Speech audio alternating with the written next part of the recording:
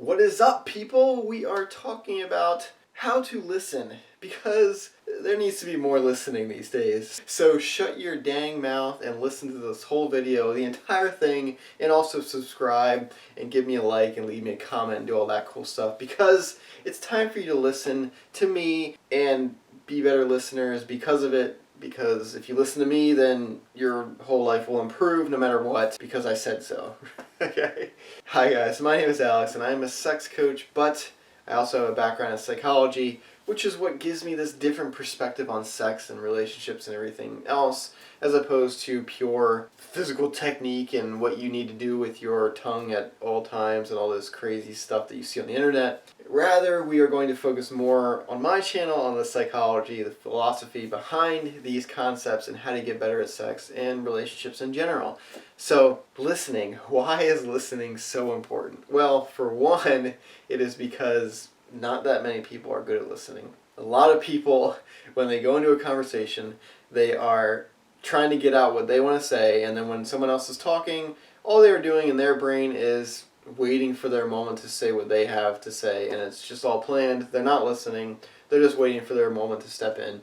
If that sounds like something you do, then it's probably more of you than you would think, because a lot of people aren't that great at listeners, and they are, like I said, just waiting for their moment to speak, because everyone likes to talk about themselves. But if we can learn to listen and truthfully listen and engage with someone by listening and shutting our mouths and just letting them talk, then our relationships, whether it's friendships, acquaintances, co-workers, lovers, sexual partners, our relationships will get so much better because we'll actually learn things about the person that is speaking to us, and it will be so refreshing for them that they will automatically like talking with us. And that means more communication, and if you've seen any of my other videos, the more communication in any relationship, the better, because that is the only way you're going to figure out exactly what your partner wants, or your coworker wants, or anyone you're talking with, what they want, basically. So if we can listen well and actually retain information, it will set us apart by a huge margin because it is such a rare quality to have. So how do we actually listen well and incorporate this into our lives and be better communicators by just listening rather than just talking? First step, stop talking. Stop interrupting people. Let people formulate their thoughts. Let people speak to you. If you truly give someone the space to speak and you are listening, then it will be extremely refreshing. And they will tell you things that they want to tell you, basically, because they don't usually have that opportunity. The whole concept of stuttering and speaking extremely quickly is usually because as a child that person experienced a lot of interruptions, or they felt like they weren't listened to. They felt like they weren't heard.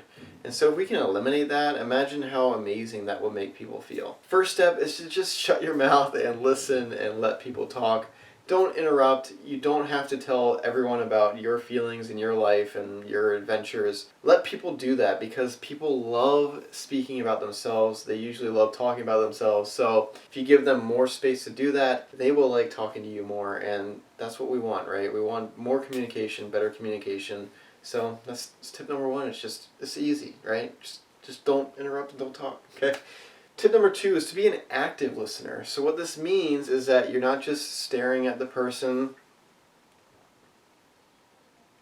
and giving them no cues or no body language hints that you're actually listening, and your eyes are glossing over, and by their perceptions you're probably not listening anyway, so they're not feeling heard. So active listening means that you're giving them body language cues, you're giving them verbal cues like saying yes, or just nodding and agreeing and saying mm-hmm, and kind of doing all this kind of stuff.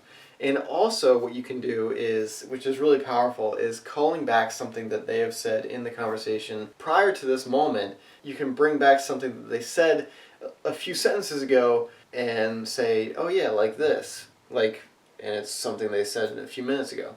that will be an instant cue for that person that they know you're listening. If you can call back anything they've said in the conversation, call back humor, call back an event, or relate when it's your turn to speak, relate your event to something they've said, just to give them any clue that you possibly can that you are listening the whole time, then that is going to set you apart and really just cement that you're listening, and it's going to be so refreshing, and the person you're speaking with is going to love the engagement that you're giving them, that you're letting them know that you're listening, you're not just daydreaming about something else while they're speaking.